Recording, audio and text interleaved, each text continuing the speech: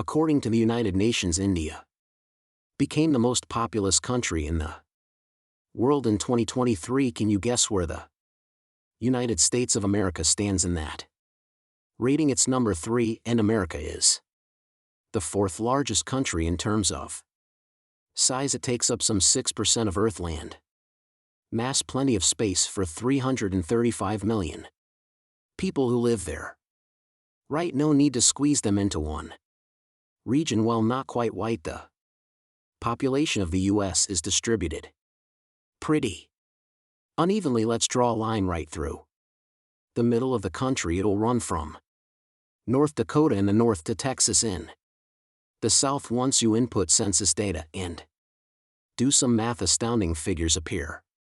80% of the US population lives east of the imaginary line. The remaining 20% live to the west. That's just 1 in 5 Americans. We're talking about large metropolitan areas such as Los Angeles, San Diego, and San Francisco. You don't believe me? Just look at a satellite map of the US at night. The right part is shining pretty bright.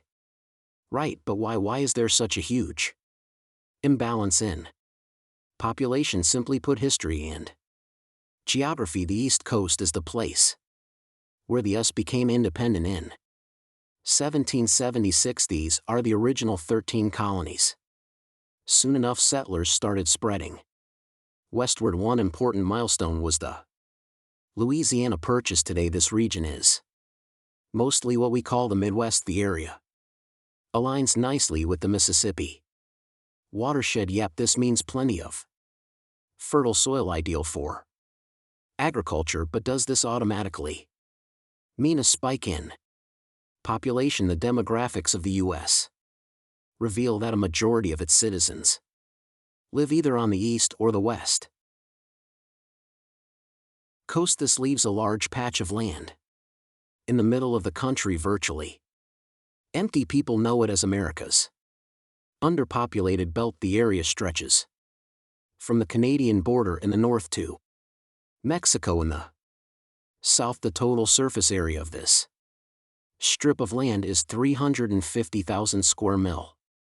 That's twice the size of California. One massive piece of land. In fact, this narrow strip accounts for 12% of the contiguous United States. That's the US without Alaska and Hawaii. The belt runs north to south through 7 states, but its population makes up only 1% of the total number of people living in the United States. Now, this doesn't mean that the area is completely empty.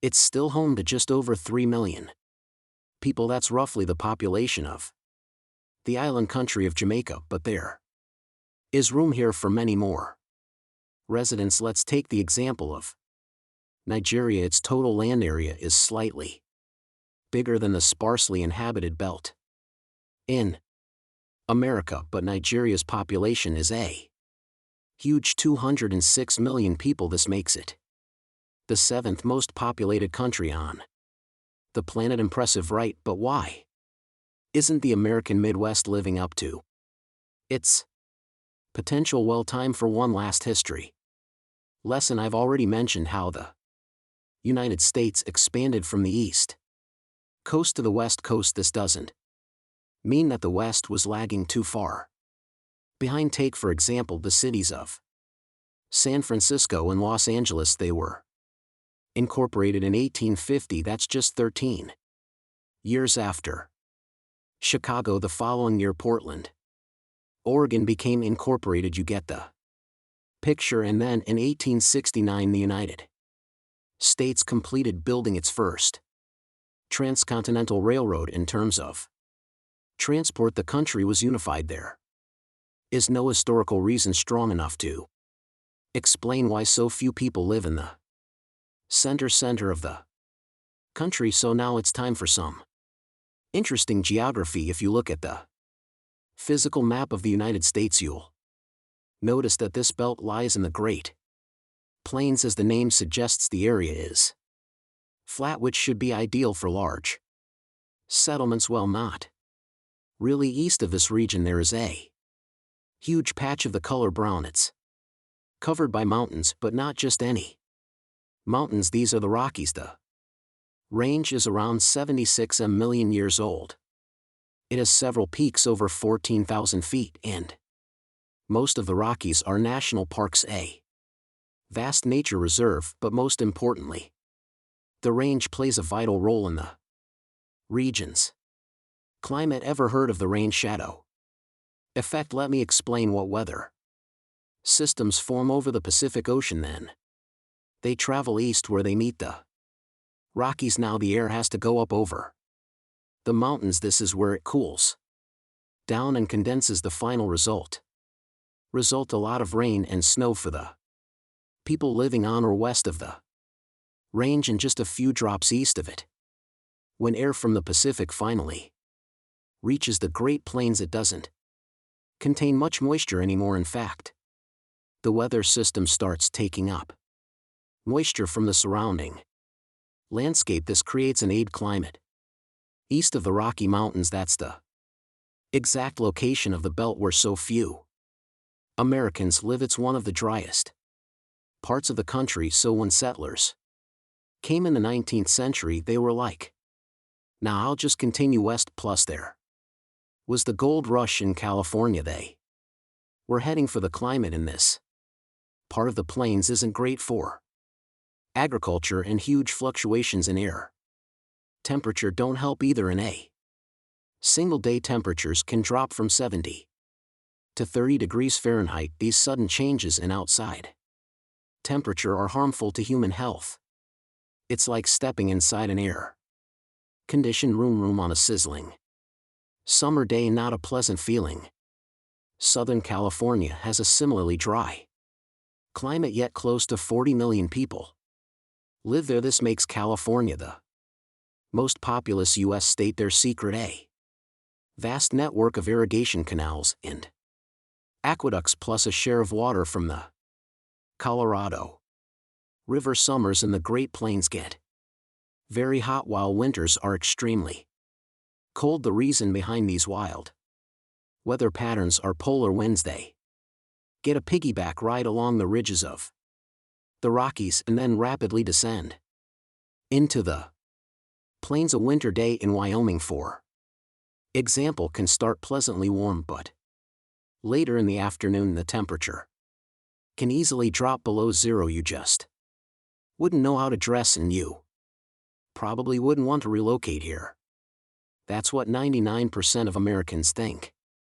Two, humans like to feel comfortable, so we choose to live in temperate climate zones. Places that are either too cold or too hot don't have a large population. Just look at the driest inhabited continent. You've guessed it correctly, it's Australia. Nearly 70% of the country is either arid or semi-arid. That's a subtle way of saying that it's a desert. That's why Australians are huddled in coastal areas. 90% of them live in big cities such as Sydney, Melbourne, and Perth. The only exception is the capital, Canberra. They build it inland close to a water source, but Australia's interior is sparsely populated. Just like in the States, there's only one major town in an area the size of 12 Lake Michigan's. A huge shout out to the residents of Alice Springs. They truly live in an oasis. And what about places with a temperate climate like Europe? The population is evenly distributed here, right? Well, yes and no, depending on the country.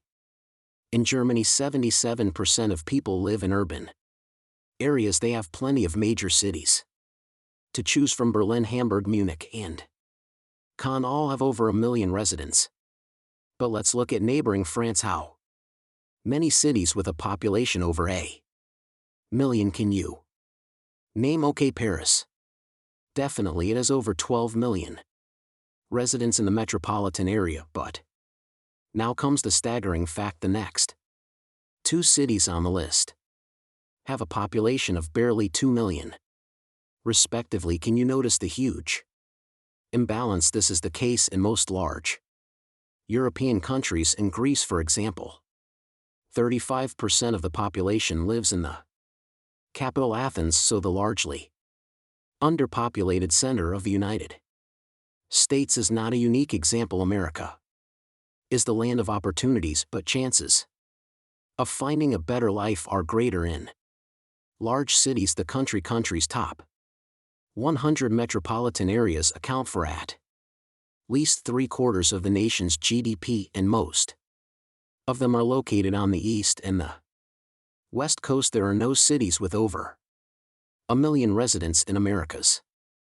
underpopulated belt. That's it for today. So hey, if you pacified your curiosity, then give the video a like and share it with your friends, or if you want more, just click